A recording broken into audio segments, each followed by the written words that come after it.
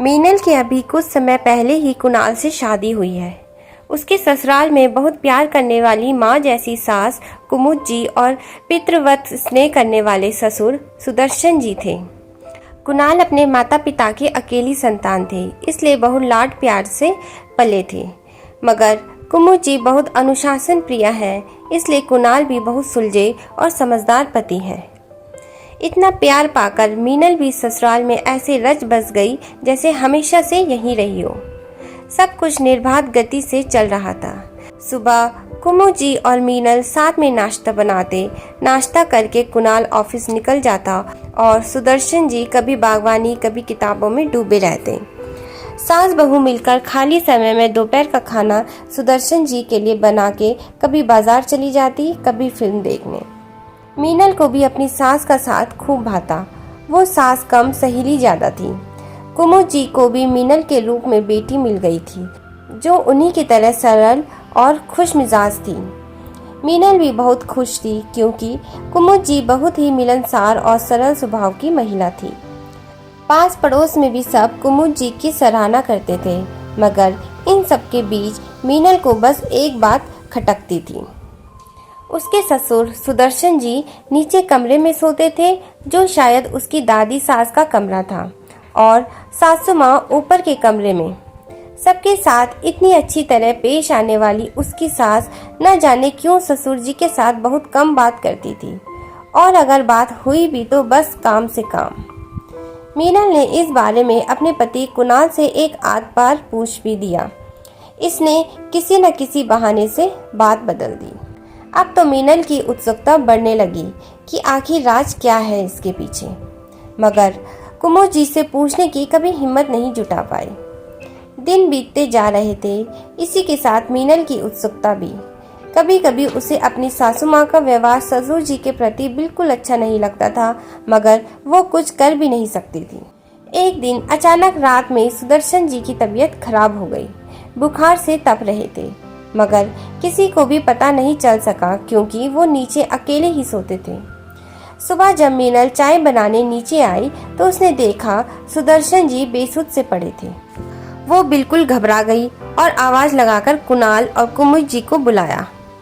कुणाल उन्हें नजदीक के अस्पताल में लेकर गया। कुछ जांच के बाद पता चला कि उनको टाइफाइड हो गया है। पूरी देखभाल की जरूरत है। कुणाल ने एक सहायक की व्यवस्था की, जो हर समय सुदर्शन जी के साथ रहे। कुमुद जी ने भी सुदर्शन जी के खाने और दवाइयों का पूरा ध्यान रखा। धीरे धीरे सुदर्शन जी ठीक होने लगे थे। इन सब के बीच भी मीनल ने ध्यान दिया कि कुमुद जी निर्लिप्त भाव से बस अपना कर्तव्य निर्वहन कर रही थी।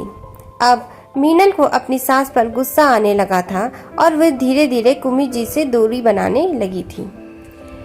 कुमुद जी भी सब समझ रही थी, तो उन्होंने एक दिन मीनल को अपने कमरे में बुलाया और उसकी बेरुखी की वजह पूछी। मीनल ने भी साफ साफ सब बोल दिया।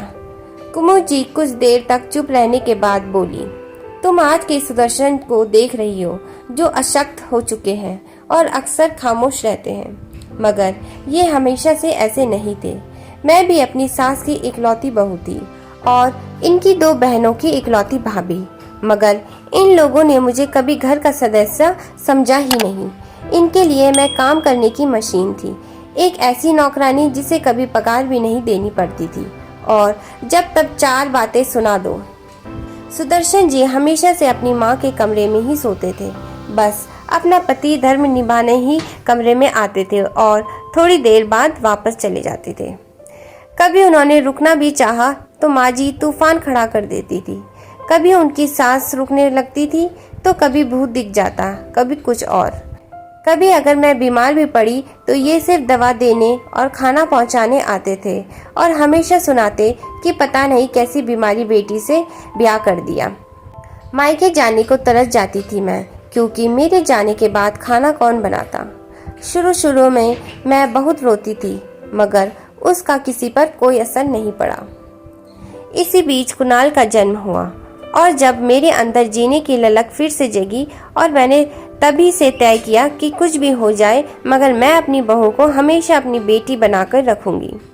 मैंने कुणाल को हमेशा यही सिखाया कि लायक बेटा होने के साथ साथ एक अच्छा हमसफर भी बनना अपनी पत्नी के लिए। तुम्हारी शादी से बस 2 साल पहले ही तुम्हारी दादी सास का देहांत हुआ है और तब तक तुम्हारे ससुर अपनी माँ के साथ ही रहे। अब तुम शायद समझ सकती हो मैंने कितना कुछ सहा है और अब पत्थर हो चुकी हूँ मैं। मीनल की आंखों में भी आंसू थे सब कुछ जानकर। सुदर्शन जी अब ठीक हो चुके थे। एक दिन सब साथ बैठकर चाय पी रहे थे तो सुदर्शन जी ने कुमुद जी से कहा, कुमुद, मैं तुम्हारा गुनाहगार हूँ। मैंने कभी भी तुम्हारे प्रति अच्छा व्यवहार नहीं रखा। माँ का अच्छा बेटा बनते बनते तुम्हारे साथ नाइंसाफी करता गया। जीवन की इस बेला में मैं तुमसे माफ़ी मांगना चाहता हूँ ताकि मेरे मन का ये बोझ उतर सके। अपने किए पर बहुत शर्मिंदा हूँ और अब पश्चाताप करना चाहता हूँ। जीवन की इस संध्या बेला में तुम्हारा साथ चाहता हूँ।